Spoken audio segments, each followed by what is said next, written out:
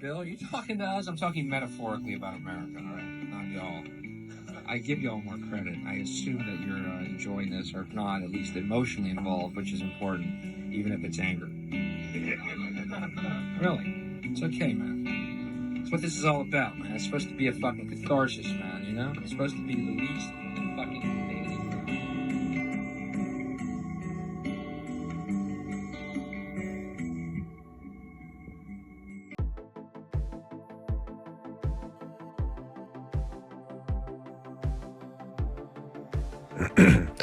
And here we have a nearly full moonrise here on this October evening. The moon's path through the sky lining up with the equator as it comes back around into view.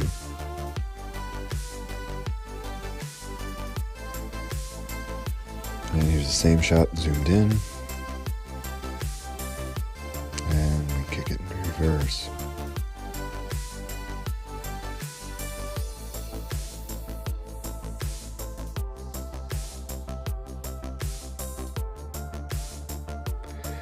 And the next night, the moon rose a little bit further to the north and a little bit later in the day.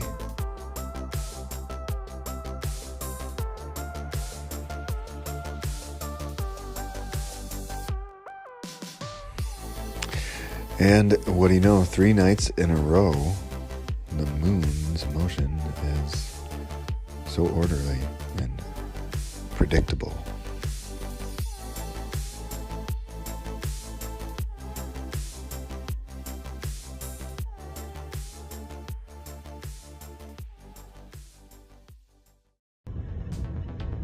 Living in this world, the strongest influence any one of us can ever experience is that of the sun. Without the sun, we would have no way to keep time. We would have no way to keep warm. We would not be able to see, think, or even move. In the deepest way, from the cells in our body to the stars in the sky, the motion and influence of the sun on this world is literally what keeps time moving forward.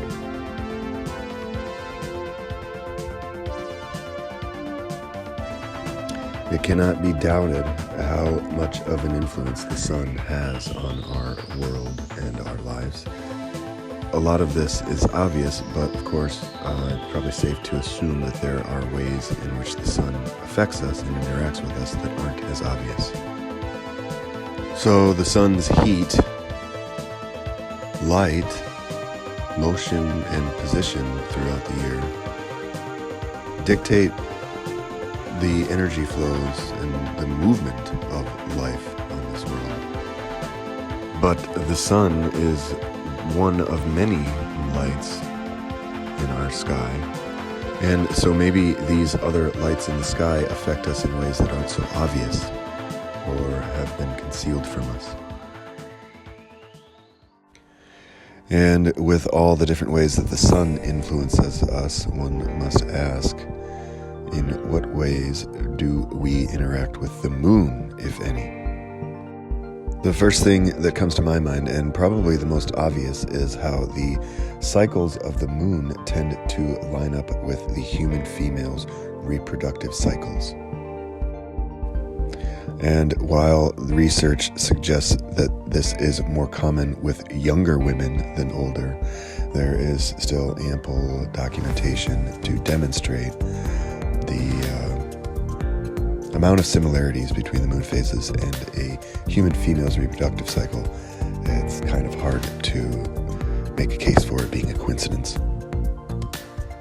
And continuing on with female associations with the moon, we have the Latin word luna being a feminine word, and our word lunatic is also a word meant to describe someone who is being influenced by the moon's light.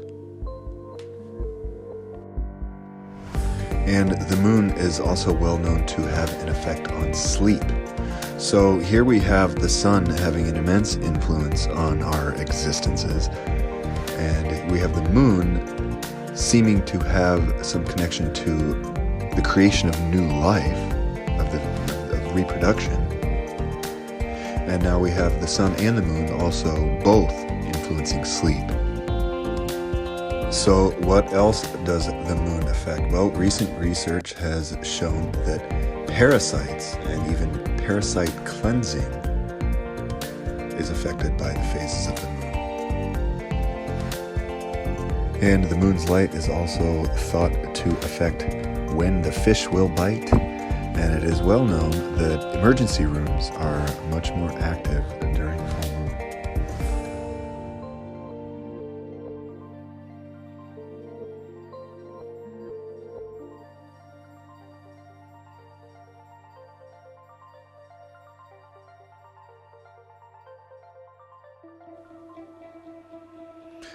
So, with all of these points that we briefly touched upon here today, it is very clear that the sun and the moon have a great influence on our lives, which suggests that this notion that they are strangers in the night, or that moonlight is reflected sunlight, sounds like absurd pseudoscience.